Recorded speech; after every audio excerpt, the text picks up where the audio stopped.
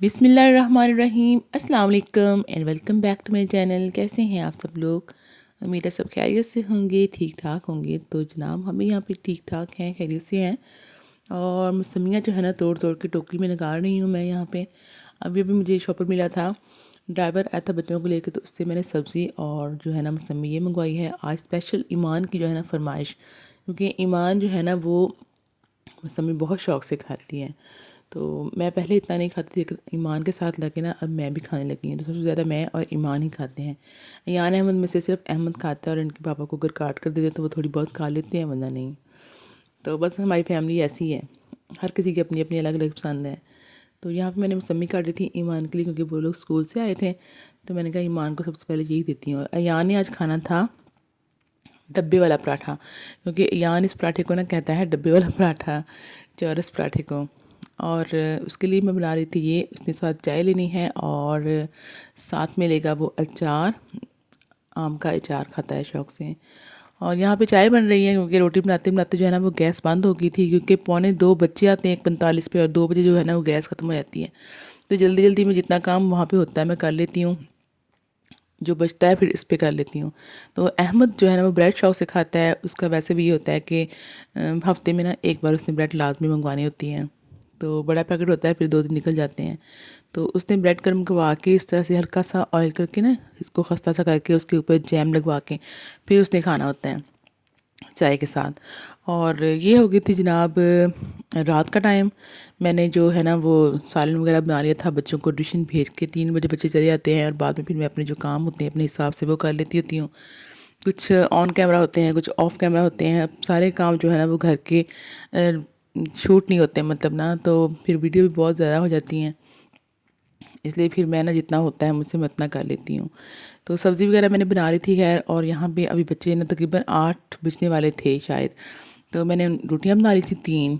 मैं ना 2 या 3 रोटियाँ बनाती होती हैं और उनको बुला लेती होती पास, जिससे जितनी खानी होती है ना, कभी तो बच जाती है उसमें से भी, और कभी फिर मुझे ये होता है कि साथ में और बना लेती हूँ। अगर ज़्यादा बना लूँ तो फिर बच जाती हैं, फिर मुझे दुःख होता है, क्योंकि किसी और ने खानी नहीं होती। तो ये 3 रोटियाँ मैंने बनाई थी, क्योंकि मुझे पता था कि ये खा लेंगे आज, क्योंकि मैंने आज आलू गाजर का सालन बनाया था।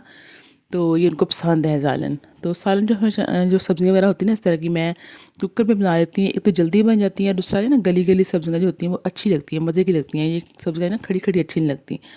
तो गाजर और आलू का सालन जो है ना वो मैंने बनाया, और बच्चों के लिए रोटी बनाई है। और यहाँ पे मैंने सर्दियों में एक और काम करती हूँ कि टेबल जो है ना वो किचन के अंदर ही ले आती हूँ, छोटी कुर्सियाँ रख के, तो आराम से ये खाना खा लेते हैं।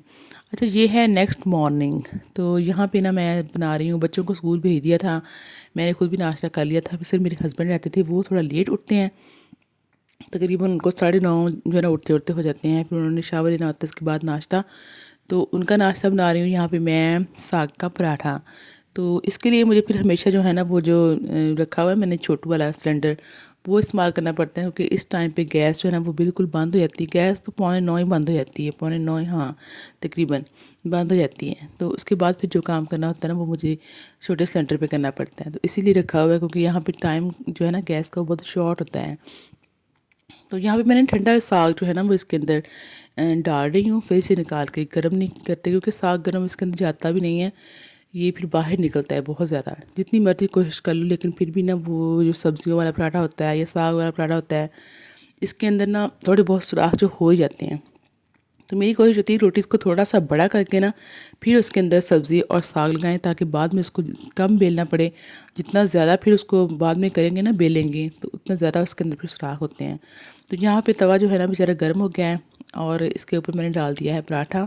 तो इसके ऊपर रोटी बनाने में मुझे थोड़ी मुश्किल लगती है, क्योंकि इसके जो है दरमियान से होती है ना वो हीट ज़्यादा होती है, और साइडों पे कम होती है। तो फिर मुझे ना हिला हिला के घुमा घुमा के साइडों से पकाना पड़ता है। तो किसी न किसी तरह से बस हैंडल कर लेती हूँ।